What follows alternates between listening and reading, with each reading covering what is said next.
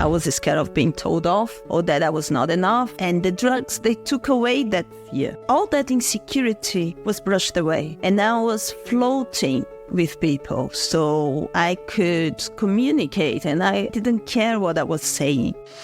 When I was overdosed at the club, cocaine was already a problem for me.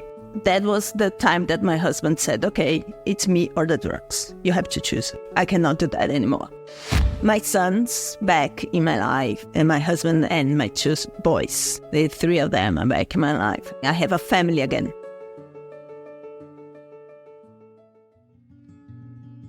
Hello and welcome to 12 Steps and 12 Questions. My name is Silvio and I'm an addict. This pod is full of personal and inspirational stories of recovery from addiction. And in every episode I'll ask each guest the same 12 questions about their life, addiction and recovery. Quick warning, there will be some graphic descriptions and a healthy amount of swearing. For this episode, please welcome Mariana. Mariana, thank you so much for coming around and being my guest today on 12 Steps and 12 Questions. Welcome. Thank you, Silvio. Thank you for asking me. It was such a pleasure to be here and such an honor. Wonderful. Could you introduce yourself quickly, please? Yeah. So my name is Mariana. I'm an addict. I'm from Brazil and I moved here about 12 years ago. I am a visual artist, a florist. And back to study again. Great. That's great. So, yeah. Wonderful. Let's move straight to question one, please, which is, did you have any adverse childhood experiences? So I wouldn't call it adverse. I had peculiar things that happened, but they were not like horrible things. They were things that left a mark on me. And left a mark on the way I interact with the world.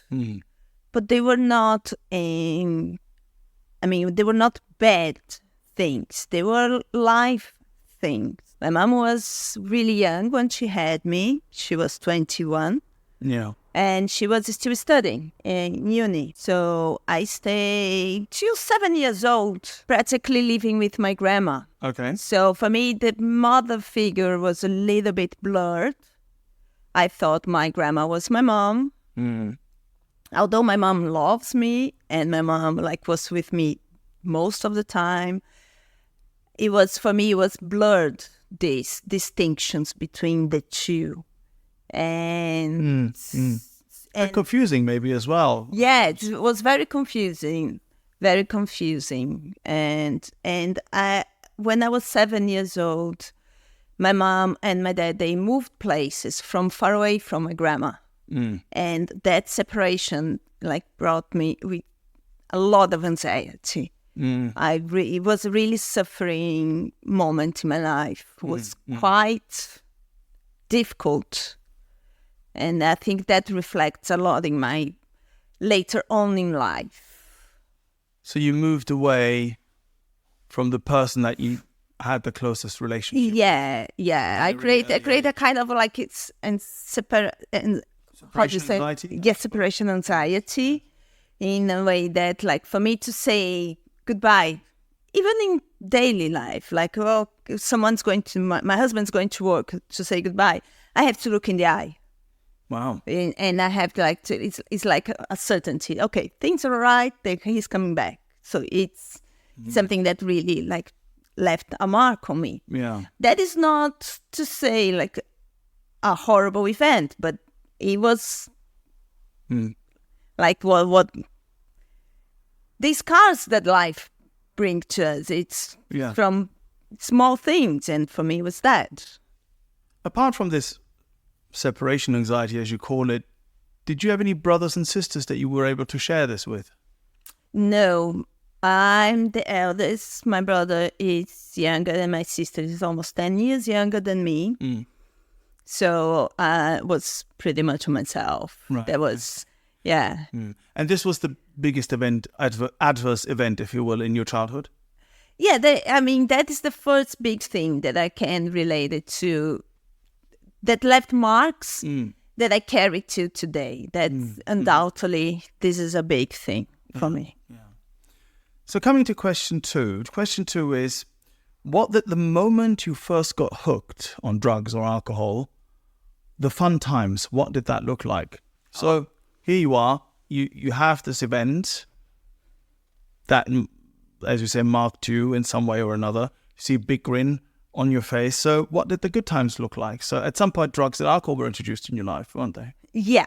So the first thing that I had was drink, obviously. Not obviously, but it's normally what is on hand, isn't it? And I didn't like it. I drank to black out the first time. You did? I did. Although in my life, there was always drinks available when I was a kid, because I'm come from an Italian family. So on Sundays, they had a kind of drink with alcohol, with very small portion of alcohol for the kids, but they did have. And we had each kid could have like a glass of it to toast with the family. Okay. Do you remember the name of the drink? Just out of interest. It was red wine, water, and sugar. Oh, wow. Okay. Yeah, it's very yeah. So the first time that I really drink by myself as an adult, like with proper drink, I drank too much. It was a blackout, and I hate it. I didn't like it. So I stay away from drinks for a long period of my life. I started drinking, I think I was around 20 when I started drinking. But before that, when I was a teenager, I was very shy and very wary of the world. People, I was scared of people. So a lot of anxiety. A lot of anxiety. And we were with a group of friends traveling on the beach, and I tried some weed, and I love it. Right. And I love the effects of like this, really relaxing the muscles, the mind. Like I stopped thinking, everything was fun, and I laughed a lot. So it was really, I was hooked there. Right, okay. With weed, the first time you took it right away. In months, I was already having it practically every day. Right, okay. So you moved right away into, this is a great solution for my anxiety problem. Definitely, without knowing it. That's a thing.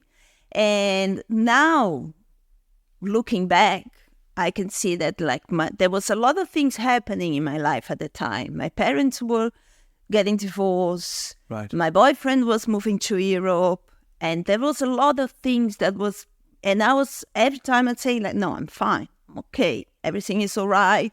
Life is this way.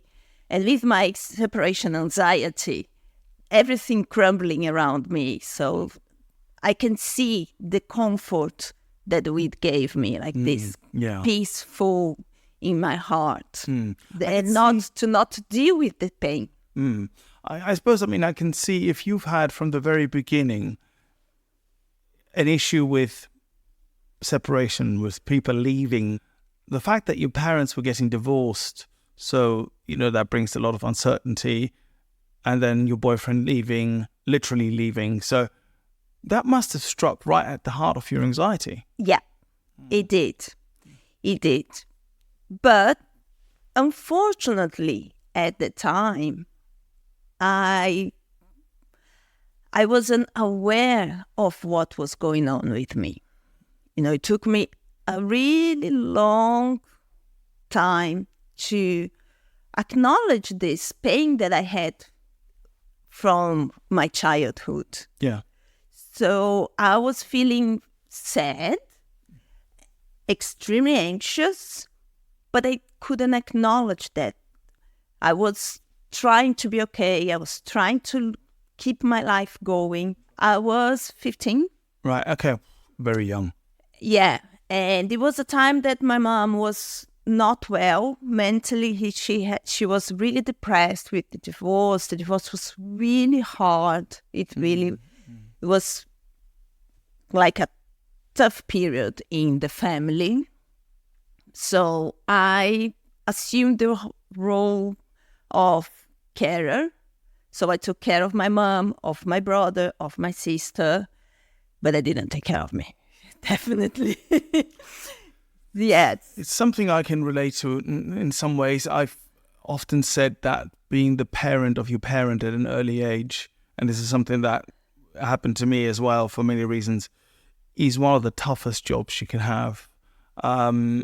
And there is a certain amount of self-neglect that can come along with that. You know, if you're looking after everybody, especially if you're so young, if you're looking after everybody, and particularly if you're looking after a parent, that reversal of the role, somehow there's something in it, I'm not quite sure what it is, but there's something really profound in that, and that certainly accelerated for me at the time when I was maybe around the same age, actually, accelerated my drug use. I was, actually, funnily enough, at 15, I was also a full-on stoner, absolutely full-on, everyday, user. So, yeah. Yeah, it's funny, this changing the roles, it has a profound impact. Yeah. And I can only see it now. At that time, like, it was almost like survival mode. Yeah. I press the play and let's go for that. Sure. And so here you are, you're 15. It's a difficult time. Your parents are getting divorced. Your boyfriend's leaving. You were very young. You're very, very young. You're such a young person. And you found this solution of weed that you're using more or less every day in order to cope, really, right? Even though you're not aware of it. How did it progress from there? Yeah, so it was fun at that time because I was able to function and living and was okay. In Brazil, it was very easy for you to get weed, so I wasn't in any danger. I was in a safe place. My mom found out that I was smoking, and we had a deal that I would smoke inside the house, not outside. I wouldn't give it to my brother and sister. I wouldn't allow them to see me smoking. But I would be able to smoke inside the house because she was scared of the police. So because in Brazil it's a crime. So she was like, I'd rather you smoke here, safe, and not be arrested. Which it's fantastic in a way, but in another way it was like encouragement for me. Like I said, so it's okay for me to smoke. I suppose for someone who's not an addict, that might be good advice, but, how would you know that at the time? Yeah, I didn't know. Like, she was doing her best. I was doing my best. And for me, in a way, I was safe. But it was all right for me to smoke. And I kept smoking for years. So when I was around in my 20s, and I started uni a little bit late, because of all the family. I took like 2 years more to start my uni. And when I started studying, like for me, it was the place that I liked the most. I arrived at uni. Like, it was my moment. So my mom was better. My brother and sister, they were better. Everything was better. So, and I let it go at uni. So, I love it so much that I did 2 courses in a row so I could stay more at uni. And were you using then at that time? So I was smoking, I started drinking, and I started sniffing. Right. Using cocaine. Okay. It was when my first contact was but there was a party and... like for art, you have these walls, like for you to hang pictures. And normally, like, they are panels and moving around panels. So the party was all these panels around the walls. So you have, like, entrance. You could walk between the panels and the wall and the rear wall. And at the back, there was, like, a huge shelf. And everyone was sniffing. And for me, I said, okay, let's try it. I'm here to have fun. Yeah. And at the beginning, it was fun. What did you enjoy it right away, or was it? I enjoyed it right away. Right away. And also what was really, at the time, there was a lot of acid. And my university, they had a big department of chemistry. And they were really good in doing this. God, And so you had homemade acid. Yeah, they was like really good. They were amazing in doing that. Okay. Yeah. So this sounds we fun. have batches. Yeah. So this sounds like fun, right? So these are It was a lot of fun at the beginning. Yeah. It was consequences there. no consequences. Like, it was really fun. Parties all the time. It was friendly. It was nothing. There was not overdoing of it. It was constantly, but there was not an excess of alcohol, of any substance. Yeah, I'm just wondering, what did it do for you though? So, for instance, when I know, for instance, that when I was a teenager, between 15 and 20, something like that, I smoked every day. That was literally numbing. It was numbing for me. I didn't really enjoy it that much. It was quite numbing. It was only when I started taking stimulants, so ecstasy in particular, and speed and amphetamines of any kind, that I really felt this is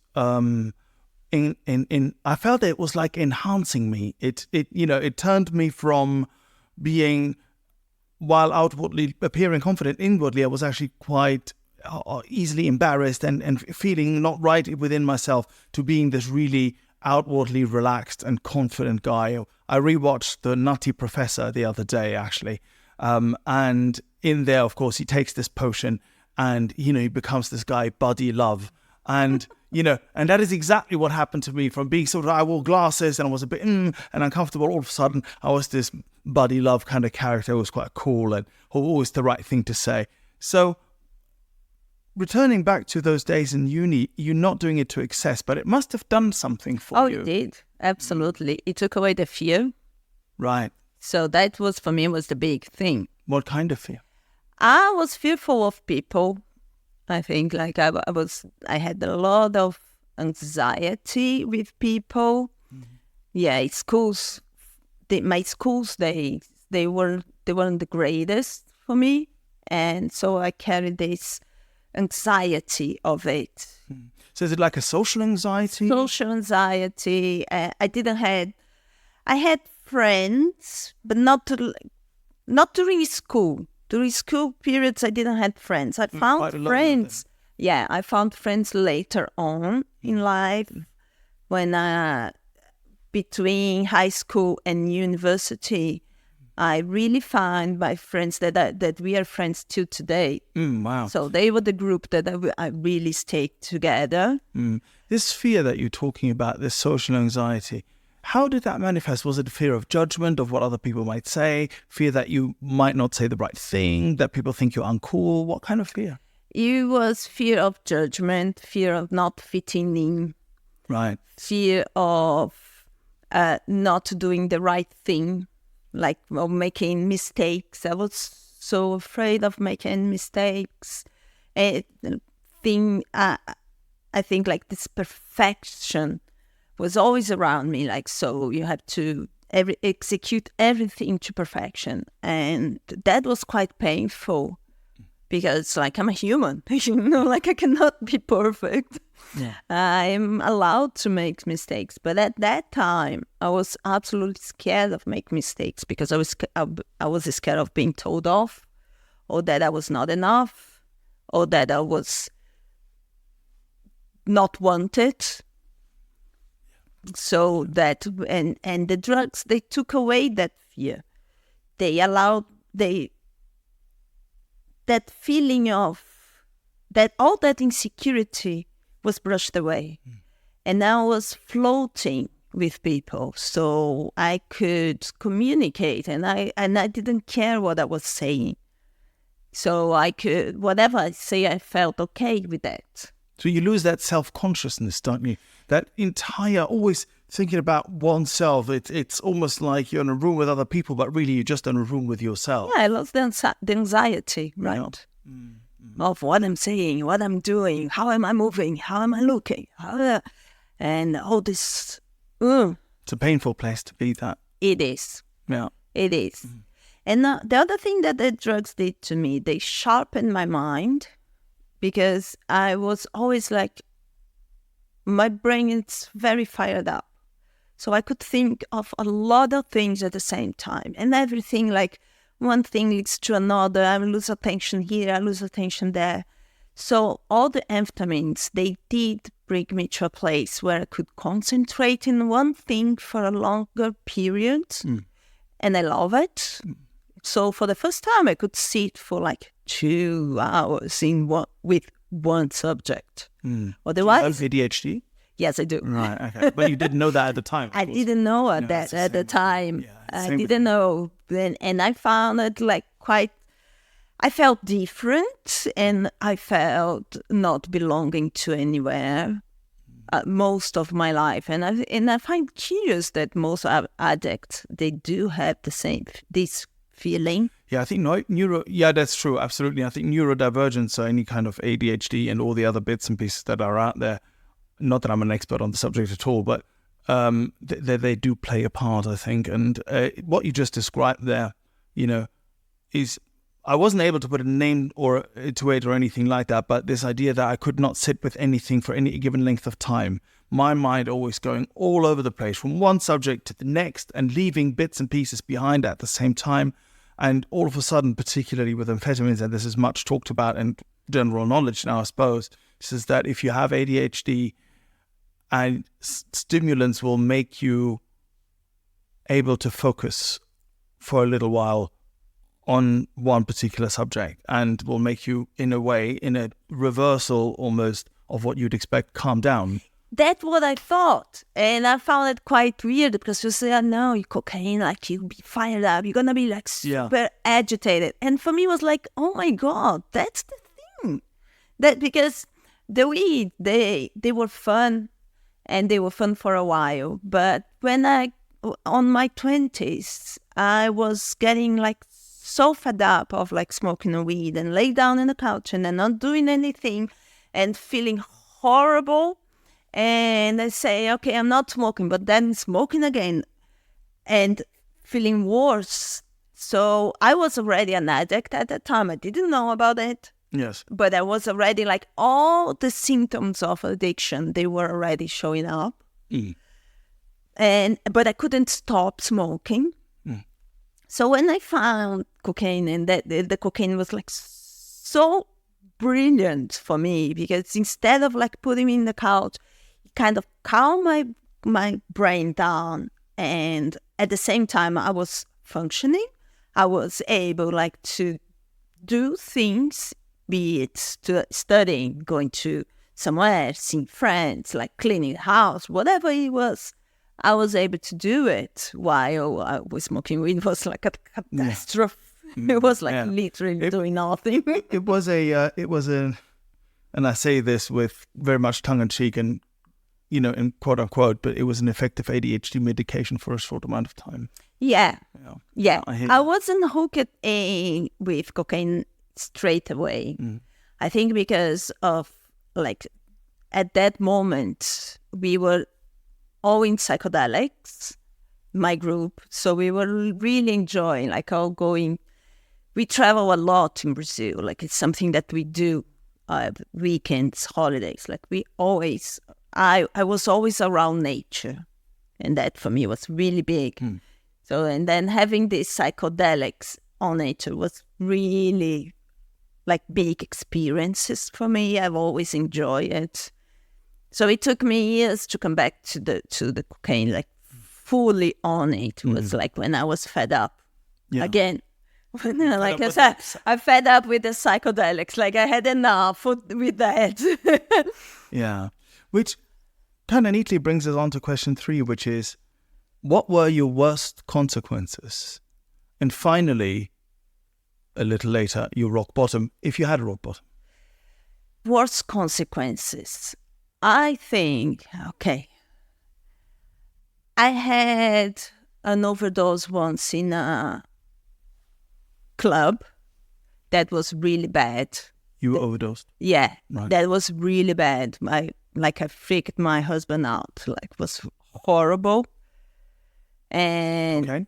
no, it was, well, whatever I was taking, because at that time there was the moment that, no, I was taking pills, whatever it was, I was putting inside me. So I really didn't know. I had a full concussion. It was hard on him. It was really hard. And the worst thing is that I had it, went home. After I was okay, I went home. 3 hours later, I was home. I was okay. What I'm going to get? That was one horrible thing that happened. The second one, I lost a job because of drinking and drugs. I stopped working properly. I was given excuse for showing up late and drinking while I was working. So this is quite a few years later, I take. Few years later. Yeah, I was already living here. Right, okay. I was living here and I was working. And Was this the first time that cocaine started becoming a problem? Maybe just ever so slightly going back? so no, when I was overdosed at the club, cocaine was already a problem for me. That night I was not using cocaine, but cocaine was already a problem for me. And that was the time that my husband said, okay, it's me or the drugs. You have to choose it. Right. I cannot do that anymore. And I chose him. And I thought that I would be able to stop because I was like really willing to stop. Yeah. So what happened is like I went through a process of quitting the drugs, but I didn't quit alcohol. And I started drinking heavily afterwards. Even though you actually don't really like alcohol, or you did? Even though I don't like alcohol. It was like, and it was so fast how it progressed that I couldn't see it. And I never had a problem with alcohol before. So, of course, I was saying, I don't have a problem with alcohol. I'm just drinking because it's a party. You know, I'm not using drugs. I'm just drink like everyone else. But actually, I wasn't. No, I was drinking before going to the party, at the party, after the party. But you managed to stay away from cocaine at the same time? Yeah, but I substitute one for the other. Yeah. Since I was... And I felt that, okay, I don't have a problem anymore because my problem was cocaine. I was using a lot, cocaine and pills. I was using a lot. What kind of pills? From ecstasy to any stimulants, anything that give me a high, actually. So I love MDs. I love it. At the time was anything. So since I quit that, alcohol was just fun. It was just like social thing, acceptable thing. And my drinking was really, really bad. I came here, we moved countries because of his job. And you have children as well. And I had children as well. Yeah. So that was a big factor as well. Because Ruben said, like, and if you would choose the drugs, I would stay with the kids. And I couldn't, in my mind, I said, no way, between kids, my boys, and drugs, I'm going to choose my boys. And at the time I really thought was a willing thing. I thought it was like, if you really want something, I can do it. And I don't want to use drugs anymore. I didn't know about addiction. I didn't know anything that was happening in my brain. Yeah. So all my wanting things end up with, I need alcohol. I need something else.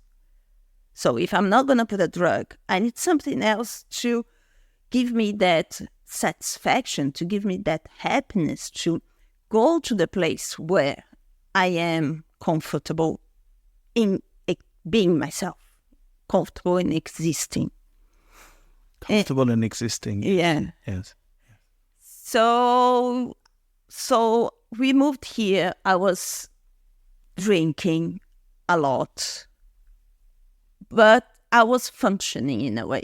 was drinking a lot during the night. I wake up, kids go to school, cook lunch, life, and then as soon as 6 o'clock pop in, like, okay, let's open a bottle of wine because I'm gonna cook. So let's open a bottle of wine. And I lived like that for a while with my husband complaining, okay, you're drinking again. Come on, stop drinking. Please stop drinking. And in my mind, I really didn't have a problem with drinking. I was fine. Everything was fine. Everything was working. Then I started working here in a flower shop. And the flower shop had a lot of parties. It was really a party place. It was a hard work, but it was a hard party place. And in one of the parties, I ended up using again, of course. I didn't have a program. I didn't know what to do. I didn't know anything. I was vulnerable to life. And I used it again at that party. Mm. How long had you been away from cocaine at this time? Oh, it was a good years. Right, a few years? Good, like 6 years, 7 years. And I was away. Mm. And in that time, you just did quite a lot of heavy drinking. Yeah, in that time, my drinking progressively spiralized. Like I was drinking more and more and more. Mm. Yeah. I remember just as what you were saying there, you know, with your husband complaining about your drinking, and it just brought me back to those excruciating conversations with my wife, you know, of trying to reassure her that it's actually all okay and it's a laugh and it's not all as bad as that looks. And look, last time we went out to this place or that place, I didn't really drink all that much because I would always be able to just in time curb myself in just enough so that I look quote unquote respectable or functioning when really the wheels were coming off. I just brought back this memory and excruciating conversations all the time. Yeah, it was a battling. For me, it was a battling all the time. And it was, I had to prove that I was all right. Yeah. That's how I felt. I had to prove it to him that I'm okay, that I'm all right. And then I'm doing it, like, you know, I'm not using drugs. I'm doing what he wanted. I'm not using drugs. What else does he want? And I really blame him a lot, like, say, stop annoying me, or like, yeah. You are reasonable. I was a horrible person towards him, and I admitted, like, I couldn't stand. I felt like it was a kind of controlling on me, and I couldn't see any love in it. It was just like very fathering figure on it. You know, like he was not a good Mariana showing up there. No. Well, and then like I had this experience again with cocaine. I stayed out of it for a while, and things went up and down in my life. I lost the job in the flower shop because of drinking. Right. When you say because of drinking, what happened? Did you just show up drunk, or were you always late, or what? Yeah, I was always late. I mean, what happened was complicated, like a lot of politics. Okay. But I put myself in a vulnerable position where people were able to point the fingers on me, and I was the one that had to be fired. I see. You know, It was not. Of course, like I can say, like, okay, it could have been done in a more like ethical and moral way. Yeah, it could have, but I mean, it was my fault. Yeah, I did that to myself. I was responsible for putting myself in the position where I was late, I was lying, I was not working properly, and that is my responsibility. Did you see it like that at the time? If you're enjoying this podcast and would like other addicts and alcoholics to hear it, then please make the pesky AIs and algorithms work their 12th step. Hit like and subscribe. No, Yeah. no, Yeah. Yeah. no. So you felt wronged. I felt very hurt at the time. It was I knew that the drinks, I knew that happened because of the drinks and drugs. Was I able to admit it? No, I wasn't. But I knew it had a part on it. What I was able to verbalize at the time, it was that people were horrible towards me. Like the way they treat me. It was like this addict mind games, like it was not my fault, someone else's fault. I can do better, but, like it's not how are they saying things are. It's like, like. And how did it progress from there then towards? From there was downhill. From like being fired, it was really downhill. I got depressed because in the end I loved my job, and being honest, like they were right to fire me, but it still hurt. It still hurted. So I got really depressed. I stayed a while depressed, and it was progressively, and I started drinking more, started drinking during the day. And then we moved houses, and then it was more solitary, and in a way it was good, but in the other way it was like very alone. And then came lockdown. And lockdown for me was extremely hard. My grandma passed away at the beginning of the lockdown in Brazil, and I couldn't go there. And this is the grandma? My super grandma. Yeah, so your substitute mother, so to speak, yes. And it was, she fell, and she had to have a surgery, and she died during the surgery. So for me, it was devastating. For me, it was the end of the line. Like I was broken emotionally, and I did the only thing I knew what to do since I started the process. I use and drink, because that's how I dealt with the pain when I was 15, when I was 20, when I was 30, and that was how I was dealing with that at the time. Yes. But as a progressive illness, I was towards the end of my life.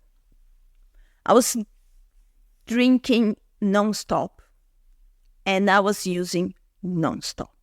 Wow. I had moments of sleeping from blackouts or pure exhaustion. I stay awake the most time possible. I didn't have nights, days, anything. It was a completely mess. I locked myself in a room in our flat. My eldest son was living at uni. My younger one was at a high school, but they were like online high school. My husband was at home, and really, I didn't want to see neither of them. So I locked myself in this room, and I get out to get my booze and my drugs, delivery. I never spent so much money in Deliveroo. So that was what I did. Like I stayed there. I stayed 2 years locked down in that room. So you had a lockdown and lockdown. I had a lockdown and lockdown. Yeah, I rarely get out of that room. And when lockdown start like loosen up, and I'll say like, fuck, what the hell, I hate it. Can we please lock everyone else again? I don't want to, because people are like, okay, let's see each other. Like, I don't want to see anyone. I didn't want to talk to anyone. I was really like, just let me be here by myself. And I was suffering. I was in a deep pain. And towards the end, at the beginning of the lockdown, I put the grief away. And I digged in the cocaine and alcohol, and that kept the pain away.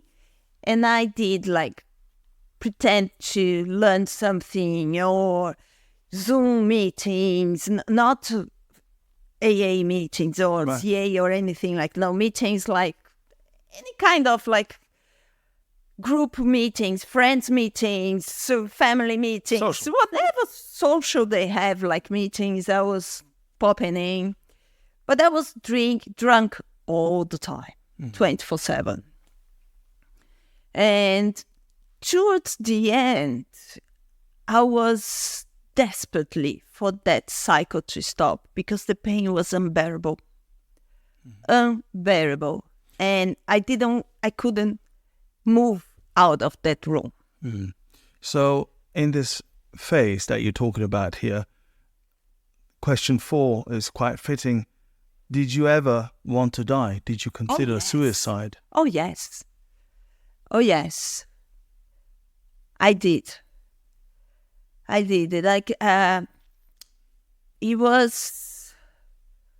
think it was August, my niece committed suicide. And I was locked in my room. In the condition you were in? In the conditions that I was in. My husband knocked the door and said, that she had died. And I found that she was so brave. So brave. I was that light the bulb in my mind. That was the solution for me. That it was what I had to do. At that time, I was self-harming already. So then suicide, it felt so comforting. When I had, okay, if I die, this will stop. Since I cannot live without drinks and drugs, and I don't want to drink and drugs anymore, maybe that's it. I don't have to be alive. Yeah. I must die for that to stop. Because that I couldn't see a solution. We've often, in the rooms and in the literature as well, that place is often talked about, isn't it? Where you cannot live without drugs or drink or whatever your behavior might be, your addictive behavior, but you can't really live with it, and you can't really live without it anymore either. And it doesn't really leave a lot of wiggle room. It doesn't, there is no, it leads you, and it led me, to suicidal ideation and possibly to more. Yeah. Yeah. Right. Yeah, I planned and I started writing the letters because I didn't want to, with what I learned from her is that there's a big pain with the suicide that people have to live with. Why, how, what went wrong? A lot of questions that gonna keep unanswered. Yes. And so I start writing letters to my sons and my husband, so they would be at peace when I left this world. And I really, really, truly believe that would be the best. Would be the best for them, because they wouldn't have to deal with me anymore. And would be the best for me, because I wouldn't have to deal with me anymore. Yes. And that was when I asked for help. Before we go there, I think this is the moment also perhaps to say to everyone who's listening that if you're having such thoughts, particularly thoughts of everybody else being better off without you, if you're really starting to plan things and really consider suicide, there is help available. There is help out there. There's so many good organizations out there. Give the Samaritans a call, for instance, and speak out, speak up. Ask for help. Yes, absolutely. I do realize that this is quite triggering perhaps for people, and it's a difficult topic, but one that needs to be talked about because, of course, so many addicts, and not just addicts, but so many addicts do end up committing suicide. So, but there is help out there. So if you're feeling triggered by this, if this is really pushing those buttons, then reach out to anybody really that you can. So that was the moment that you said you asked for help. Yeah, right. That was the moment that I asked for help. And I remember saying I could not articulate much because I was so drunk and high all the time that I lost the power of articulation in my mind. So the only thing that I could, because I only had thoughts, I wasn't speaking anymore. Things were not getting out of me. And I remember saying to him, I need help. This has to change. And it was the only thing that I could articulate and say, this has to change. I need help. I need help. I need help. And he tried like, what kind of help do you need? I said, I need help. You do whatever you want. I need help. I need it. And I put for the first time, I stopped running the show. And I gave myself to him and I said, do whatever you want. I don't have any power over myself whatsoever. And I need this to change. And he arranged for me to go to a rehab. Right. And I went to this rehab full of shame. Feeling horrible, the worst person in the world that I let everyone down in. But at the same time, if I had a bit of hope of change, it has to happen there. Like I had to grab anything. And I had to at least be able to experience sobriety again. Because I wasn't, for the past 2 years, I wasn't sober for 24 hours. I was always drunk and I was always high. So I had to have this clarity of mind. And it was tough. It was really tough, but it was really good. Really good. I stayed 3 months in the rehab. And it was there that I was introduced to the 12 steps and all the concepts and all the things. And my journey started there. Mm-hmm. So question 5 is, what other methods did you try to get sober before finding the rooms?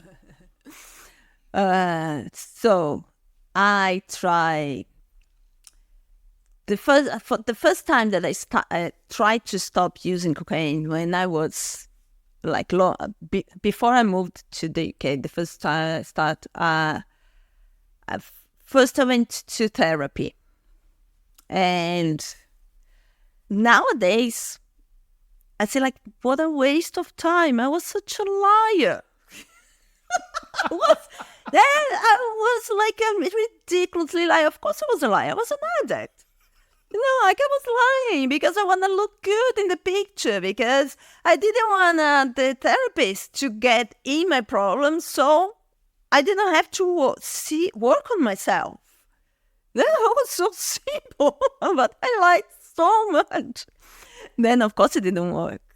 Then I went to a psychiatrist to see, like, because I said, like, I need something to stop using drugs. And, of course, he gave me another drug. And that worked for that period. But then I started drinking heavily. Then I have to get out of the psychiatry drugs because I was getting, like, absolutely off my head, like, with the combination of both. Yeah, drinking together with sort of... Yeah, then I start... substances, yeah, it's not great. It's not great. Then I start, like, a timetable that, like, okay, so I'm going to drink Thursday, Friday and Saturday after 6 o'clock. Yeah, I tried Or I'm going to drink. Planning when I was going to drink, planning what kind of drugs I was going to take, when I was going to take, and how much I was going to take. And how successful were you with your diary? Oh, but terrible. I was terrible. I always had an excuse for not following the plan. All right. Okay. So it was pathetic. So I'm going to drink after 6. Okay. But then I'm going to lunch with friends and, oh no, just a glass because we are having drinking with my friends. Oh, then no, because okay, I'm going to have just a gram of Coke. Oh, but that's not my Coke, so that doesn't count in my gram. Right, yes, of course, yes. Somebody else's gear doesn't count for your own. Yeah, I hear you. So that's so all the most ridiculous things. It was going and it was never successful. Never. Did you believe at the time that you were going to be successful? Because I did. Yeah, I really thought that, look, I've got this plan. I love a plan. Yeah, it's like a to-do list. Yeah. I've got this plan. I've made a clear plan. I like sticking to plans, all that Germanness coming out. So I'm going to sort of do this. And I've got it all mapped out. And, might even have little bags of sub-bags of this, this bag is for that day and that bag. And obviously, I really believed it. I believe that as well. And since I had the ability to stop the cocaine for that period of time, and I couldn't see how bad my drink was because I had stopped the drugs. My drink was spiritually out of control, and I had never drank it so much in my life as that time. I really thought that I was able to do that. So when I came back using drugs again, that was the plan. I'm gonna timetable that. I'm gonna organize it, and I can do it. Because you're clever. Oh, because I am strong and I am powerful and I can do it. So you said that you came then, after the rehab, you were introduced to the 12 steps. You found the rooms.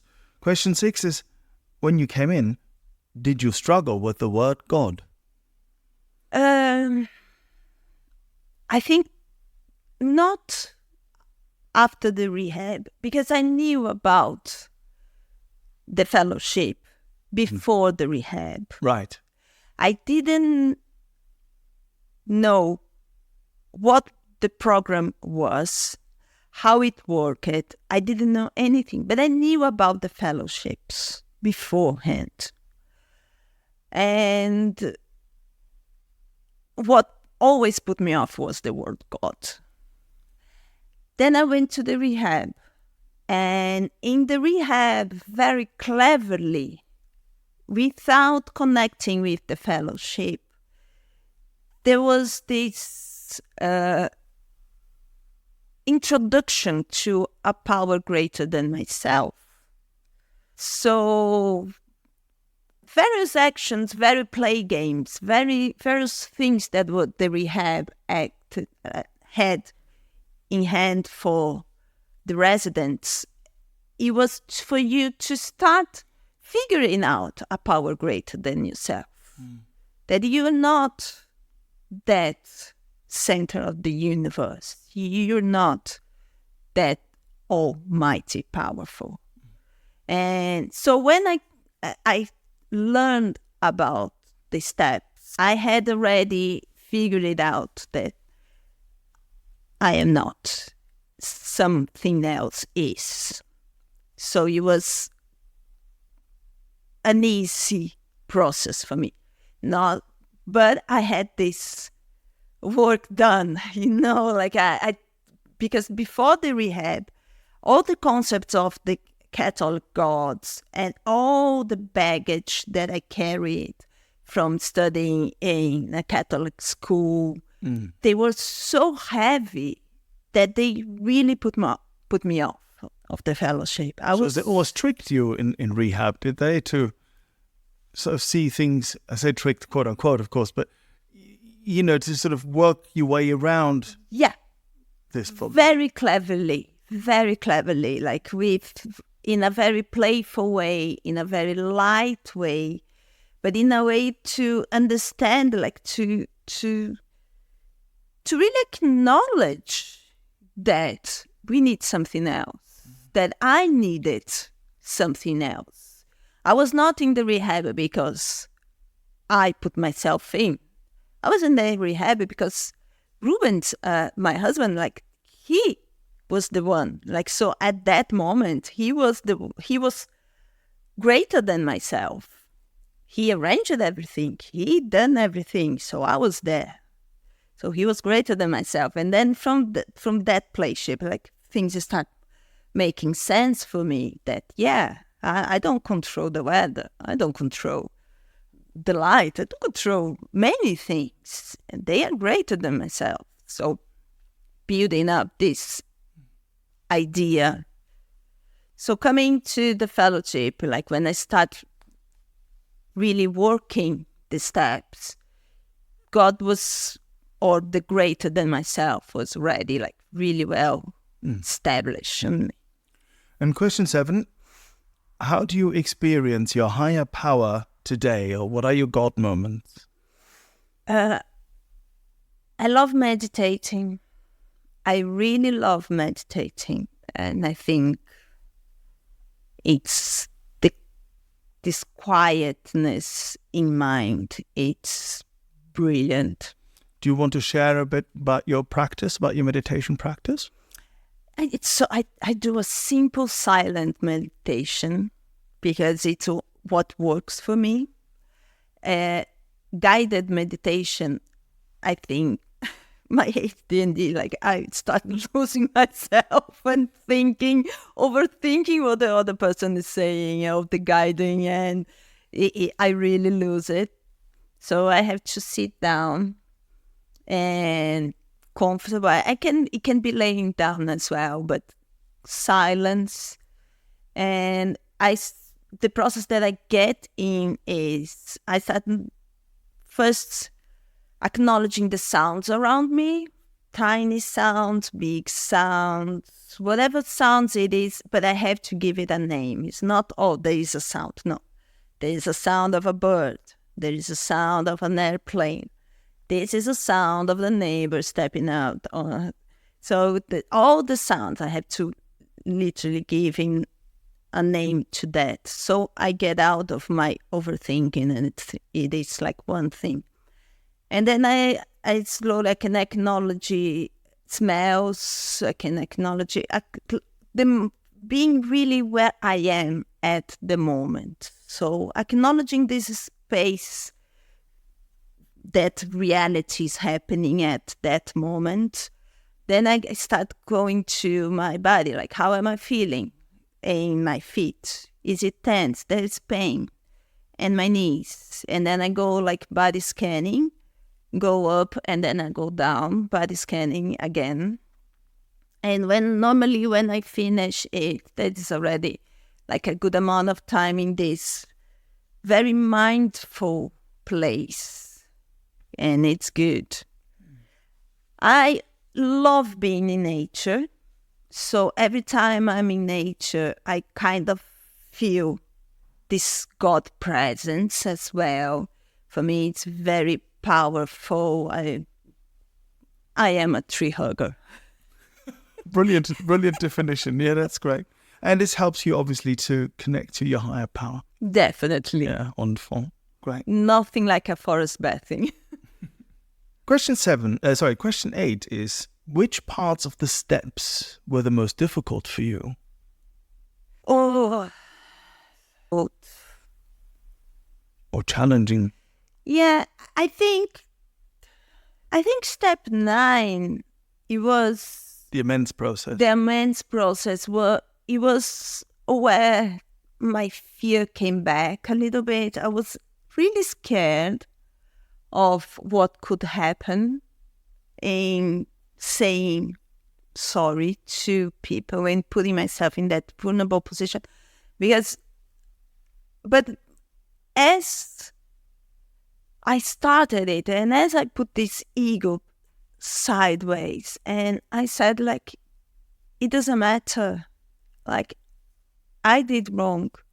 So acknowledge it with all your heart. So when I really fully came to that, and I started doing it, because I couldn't do that in one go. I had people scattered all over the world, and it was not easy. So it took me a while to go to places or to receive people in my life again. But when it finished, I felt so kind of happy, like despite all the horrible things, the power of acknowledging that, yeah, it was horrible. Yes, I'm so sorry. I was a horrible person. And I acknowledge that this humble position was really relieving, and having people having their feedback, it was powerful as well. And because some of them added up to my list, says, yeah, you forgot this or that or that one. And as painful as it was good to hear. It was good to hear that, my perspective is not the only one. So it came back to the point that, yeah, I'm not the center of this universe. Other people saw the same thing in different ways, and they heard them in different ways. Yeah, so... Do you just come to think of it, I've got one of my sponsees who's just doing his amends, and he's... It took a little while for him to get going.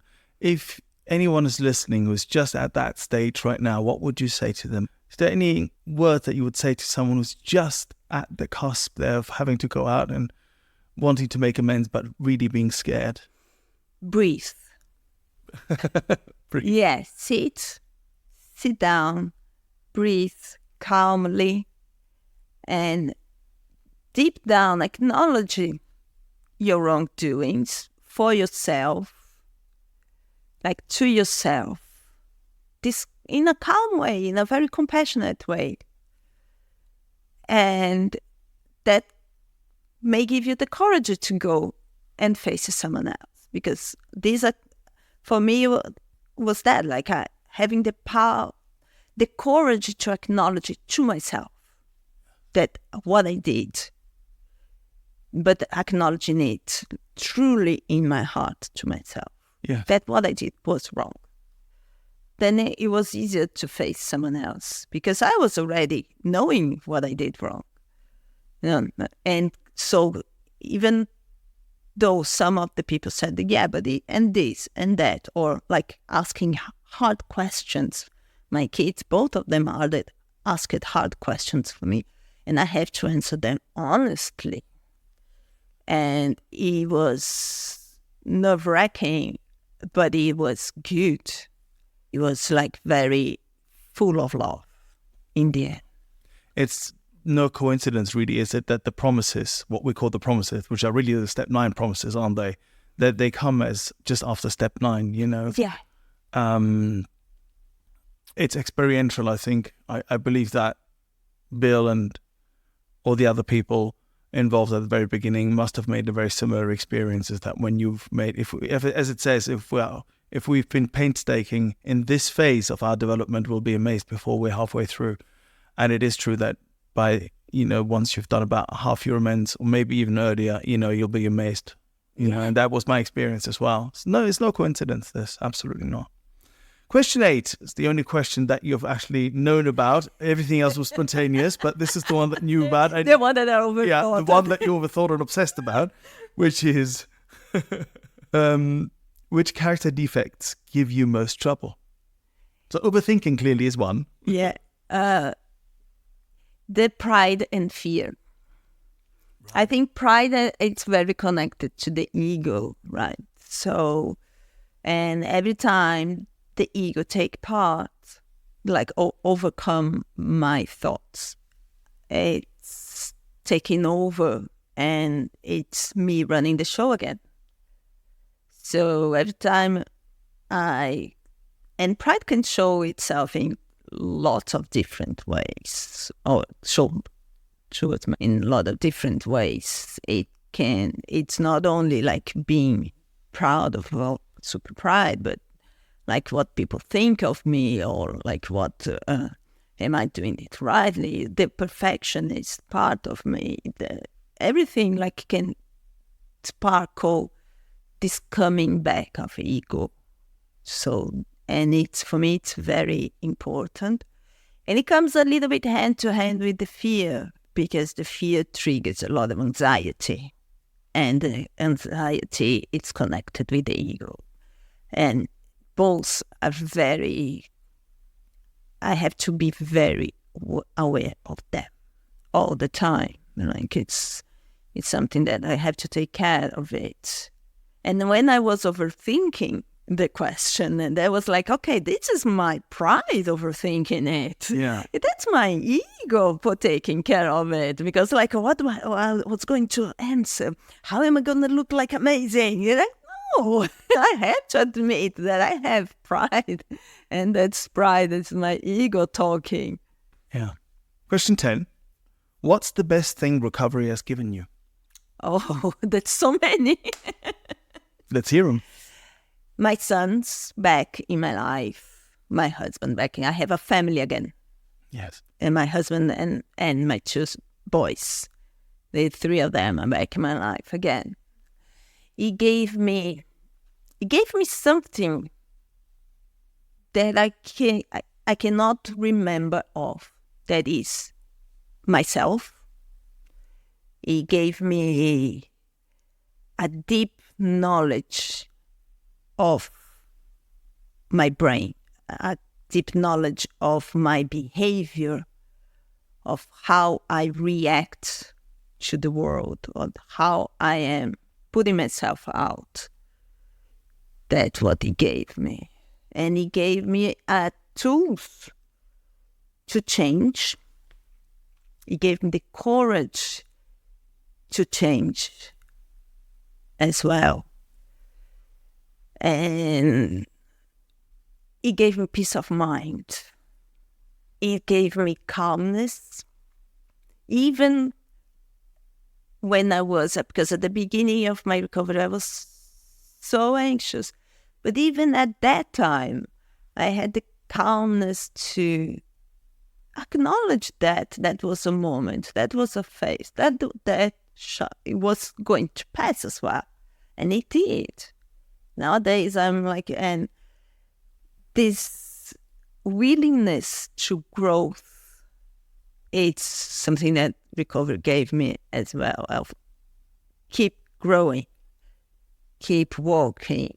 And it gave me the willingness to live, to fully enjoy life. It took away, that's funny, it took away this persona that I had created, these masks that I have put in myself so I could face the world. Right. Wonderful. Question 11. What would you say to a newcomer or someone wondering if they're an addict? Oh, I think there's two different things, actually. Yeah, it's kind of a little bit mean because there's actually two questions in one. That's right. Because I think if you don't know if you're an addict, it's complicated, because I can tell you, your parents can tell you, your brother, your sister, your best friend, anyone can tell you.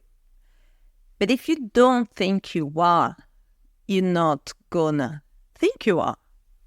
Like, it's something that you have to admit yourself that you are. It's not someone else's job. And it's a trick situation, because you can see the pain, you can see the behavior, and you can see everything else in someone else's. And you cannot convince them. I stayed years of my life not believing that I was an addict. And it didn't matter. People could say to me whatever they wanted. I was truly convinced that I was not. So few things can help.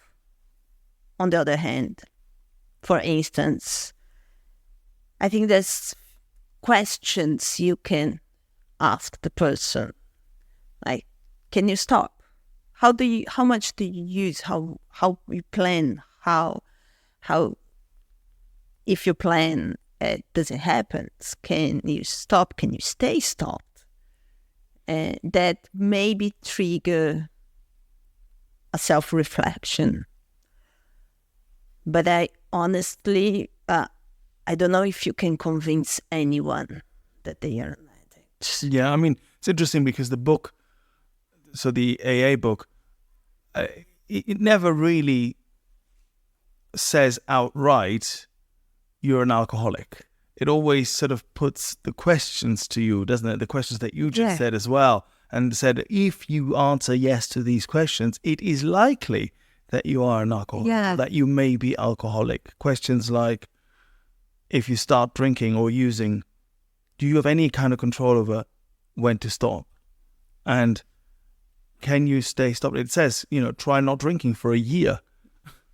The idea was preposterous to me. Yeah. So it's really interesting that you can't diagnose someone else. No. Yeah. And that's powerful and sad and complicated at the same time, because the pain around the addict, it involves so many people. It's not only the addict that is in pain, like it causes mayhem around it. So, and these people around, they are desperate to have their family members back, their friend back, and they really genuinely want to help. But if the only person that can help is the addict, I can only help myself. It's complicated. And what would you say to a newcomer? Newcomers, don't be scared. And don't worry too much about all the jargons that are said. And don't worry about God. Just keep coming back. Yes. Find a sponsor and keep coming back. Keep coming back, because at the beginning, none of us understood anything that was going on. It's a process, and it's a process for life. And if you are willing, it is the most wonderful thing that you can do to yourself. Great. Our last question, question 12. What do you want your higher power to say to you, quote unquote, at the pearly gates? Have you helped anyone else? You've certainly helped me and all the listeners today. You were absolutely brilliant. Thank you so much for coming around, Mariana. Thank you for asking me. Really such a pleasure. Yeah, you were so full of wisdom and humility and courage in sharing your story with us today. Thank you so much. Thank you. Thank you for the opportunity to be here. We've come to the end of this episode. Thank you for listening. If you've enjoyed it and would like other addicts and alcoholics to hear it, then please make the pesky AIs and algorithms work their 12th step. Hit like and subscribe. While this pod is based on the 12-step recovery program, it's not officially affiliated with any 12-step fellowship. 12 Steps and 12 Questions is not substance or behavior specific. It's fully self-supporting and not for profit. And you know this next bit. It's not allied with any sect, denomination, politics, organization or institution. It does not wish to engage in any controversy, and it neither endorses nor opposes any causes.